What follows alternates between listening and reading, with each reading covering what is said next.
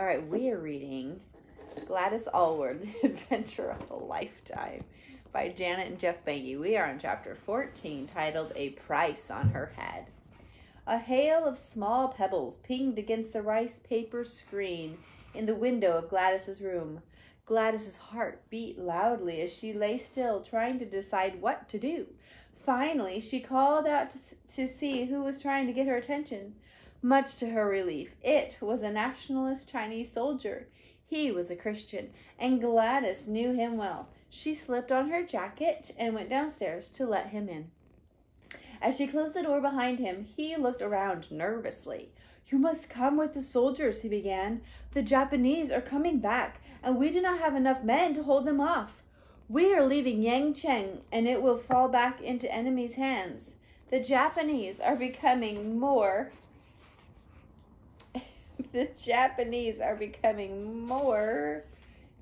desperate. You will not be safe here. You must come with me now.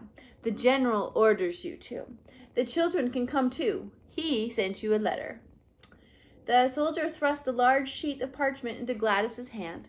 Gladys held the paper close to the lamp and read it. It echoed what the soldier had just told her. As she read, anger rose in her. Who did the general think he was to give her orders? She might be his spy, but she most certainly wasn't in his army. She was under God's orders and no one else's. So Gladys took a pen, and with a flourish she wrote, "Chi Tao Tu Pu Twai, Christians never retreat," on the back of the letter, and signed it.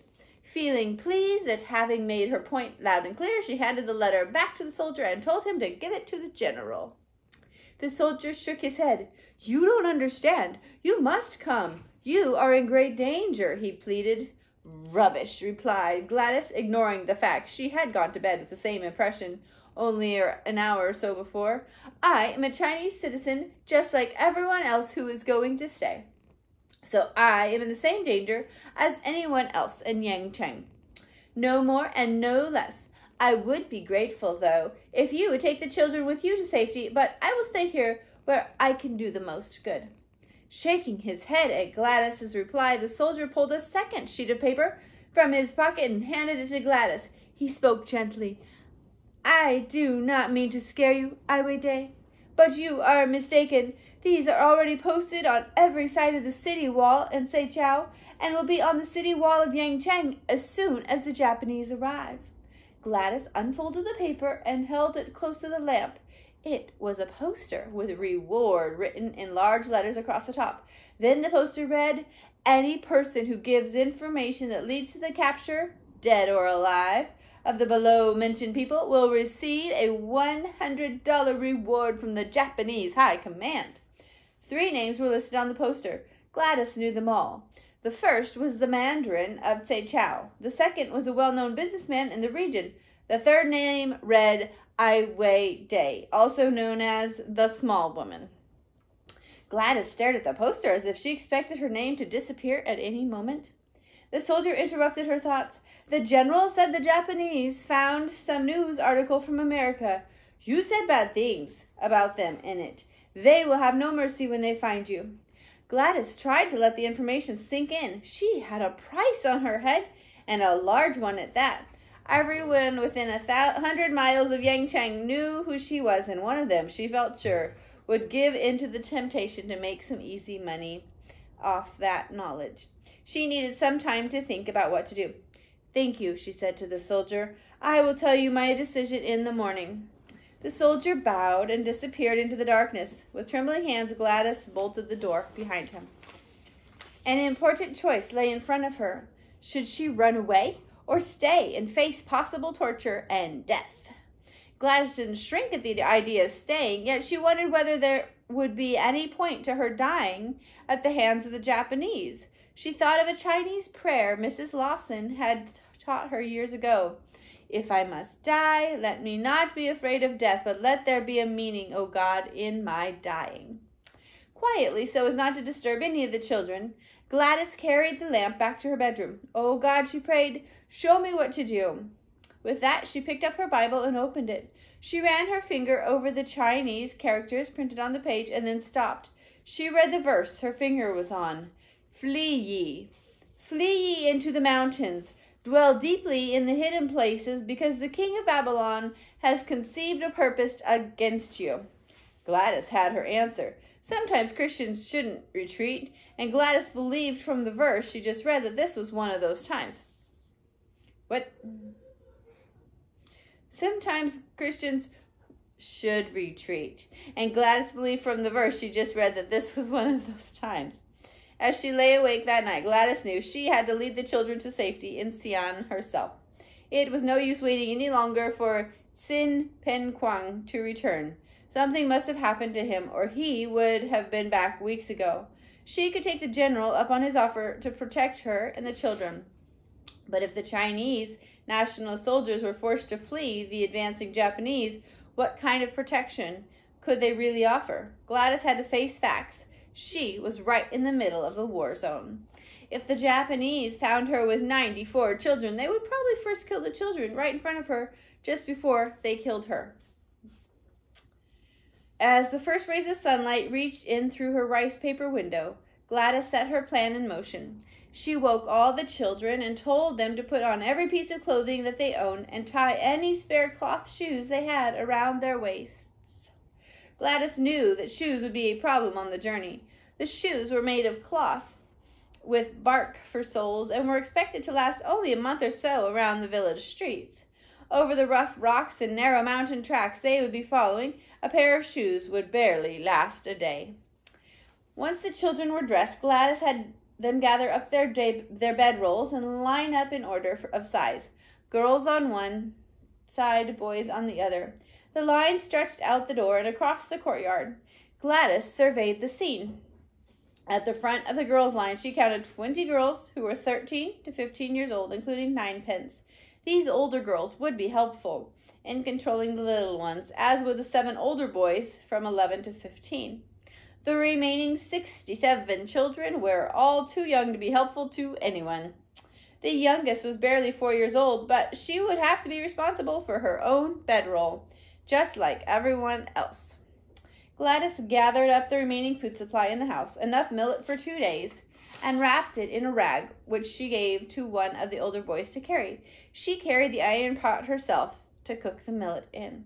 The procession wound its way through the west gate of Yangcheng for the last time. Only a few of the older children had any idea of the danger that lay ahead of them. To the little ones, it was a chance to run and play in the open air. They chattered and giggled, running ahead and ambushing the main group, climbing plum trees and scurrying from the front of the line to the back, with silly messages for each other. It was only as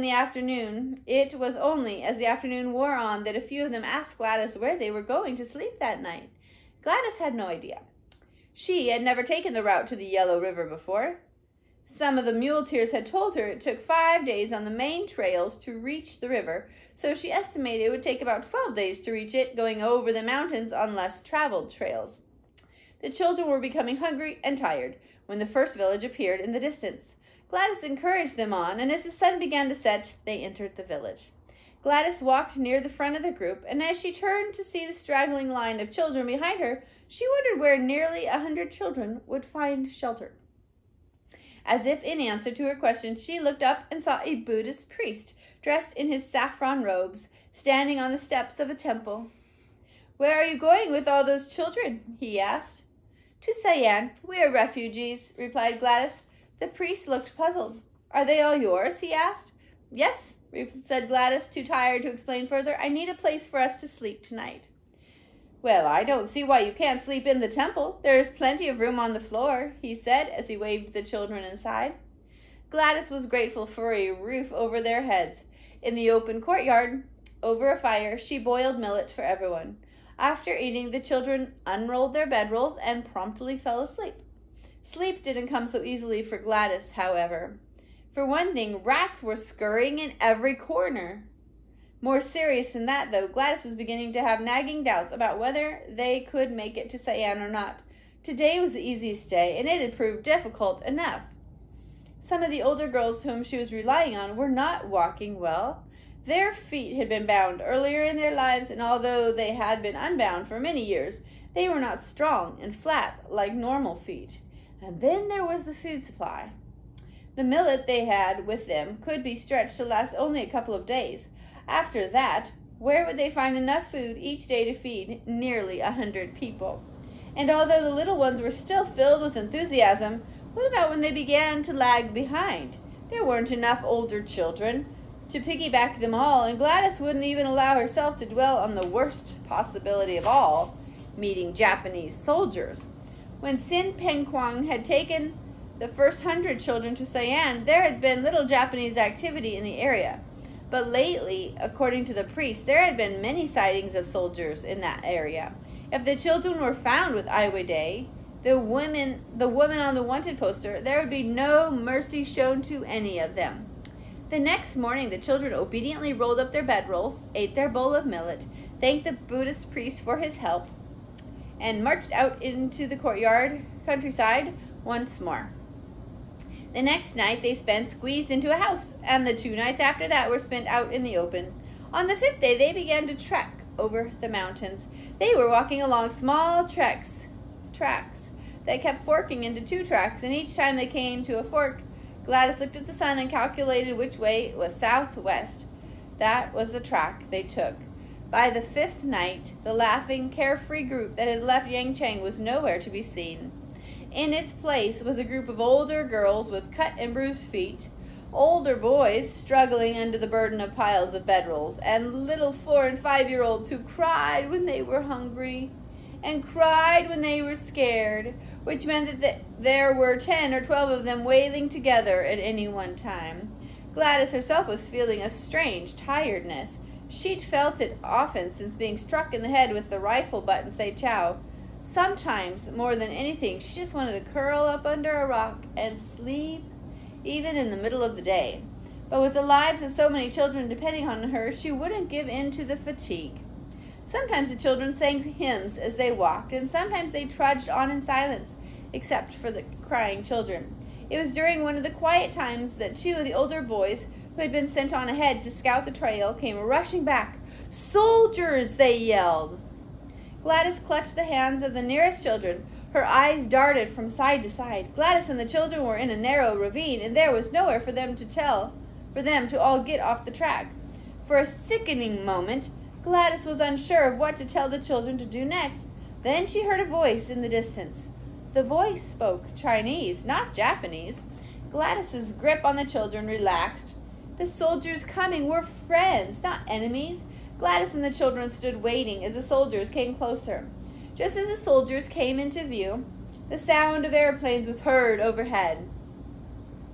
Everyone looked up, and overhead were the shimmering silver underbellies of Japanese bombers.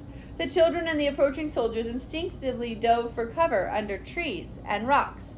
Gladys crouched under a bush, huddled over 3 of the smallest children, waiting tensely for the hail of machine gun bullets or the bombs that always seemed to accompany Japanese airplanes.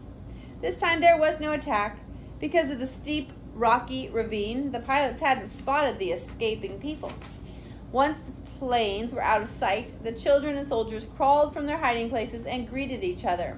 They were glad to see each other, the soldiers no doubt because they were a long way from their own children, and the children because the soldiers' knapsacks were filled with sugar treats and food the children had not seen for many months in Shanxi province. Since it was nearly nightfall, the soldiers invited Gladys and the children to spend the night around the campfire with them. They provided a feast for the children, and for the first time on the journey, Gladys felt free to eat her share of food. They all slept well that night. Early the next morning, both groups wished each other well and set out in opposite directions. In the following days, Gladys often thought of the meal they had eaten with the nationalist soldiers. She and the children hadn't eaten since. Now, to sustain themselves, they had only hot tea made of boiling twigs and leaves they picked along the way.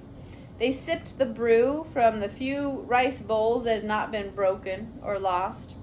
The sun beat down during the day, cracking the children's lips and sapping their energy, and at night the howl of wolves filled them with terror. But they plodded on, making more and more frequent stops and looking around every bend in the path for a glimpse of the mighty yellow river in the distance. Gladys had told them that once they saw it, they would soon be out of the mountains, and once across the river, they could ride on something called a train the rest of the way to Siam. By the 12th day, the journey had become almost unbearable. The little ones no longer laughed or showed any of the silliness they had exhibited on the first day of their march. Now everyone concentrated on the grim task of placing one cut and blistered foot in front of the other. Gladys worried that if any more Japanese planes flew overhead, none of them would have the energy to hide. But still, they trudged on. At midday, Gladys noticed they were no longer climbing. In fact, the trail was beginning to head downward out of the mountains. And then Gladys saw what they had been waiting so long to see, the yellow river glistening in the distance. "Come on, children, that is where we are going," yelled Gladys, pointing towards the river. "But it is so far away," replied one of the children. "The rocks are hurting my feet," complained another. "We'll never make it that far," stated a third. "Of course we can make it," said Gladys. "Look down there." She pointed to a small village between them and the river. "I think that is Huan Chu. We will find food there, and then it is a short walk to the river. We'll get a boat across, and before nightfall we will be eating delicious hot soup, and then we'll sleep on a warm kang tonight." This thought cheered the children up. Along with the fact that the trail now led steadily downward, they all walked a little faster and began to sing hymns as they had done on the first few days of the trek. 2 hours later, nearly 100 hymn-singing children with shredded shoes and cracked lips straggled through the gates of Huan Chu. They expected to be met by the local people, but none were there. The children yelled and opened gates into private courtyards. They peered into the temple and looked in the marketplace, but not a person was in sight. Finally, one of the children saw an old man asleep under a tree. She went to fetch Gladys, who hurried off in the old man's direction, hoping he was indeed asleep and not dead. By the time she reached him, he had been awakened by the children's noise and was grumbling about it. Gladys began the conversation. "We are in Huan Chu, aren't we?" "Yes," replied the old man. "Then where is everyone?" Gladys asked. "Gone. The Japanese are coming, and everyone has crossed the river." "Why didn't you go with them?" she asked. "I am too old, and they have already killed my sons. I would rather use my last breath to spit on the Japanese than run away from them." The old man snarled. "How did everyone get across the river?" Gladys asked, changing the subject. "Boats took them, but they're all gone now. There are no more boats on the river. You came from the mountains. You had better go back to the mountains, otherwise you will be trapped. Then the Japanese will kill you all." Gladys sighed deeply. She couldn't take the children back into the mountains. There was no food there, and they would certainly starve to death. So with more confidence than she felt, she declared, "We're going to Siam. We have walked for 12 days, and we will not stop now. We will walk to the river, and we will find a way to get across. God will help us." The old man spat on the ground. "You are a fool. You might escape on your own when the Japanese come, but with this army of children, you don't have a chance." Gladys whistled loudly, and all the children came scurrying from the houses of the various deserted houses and inns. "Come on," she called. "We are nearly at the river." Gladys scooped up one of the little boys and to carry him piggyback. As she walked, she wondered how they would get across the Yellow River. Had she led the children all this way for nothing? What would she do with 94 children if they couldn't go back, and then they could not go forward? All right, I'm going to pause this. I surely am. Just going to do that. And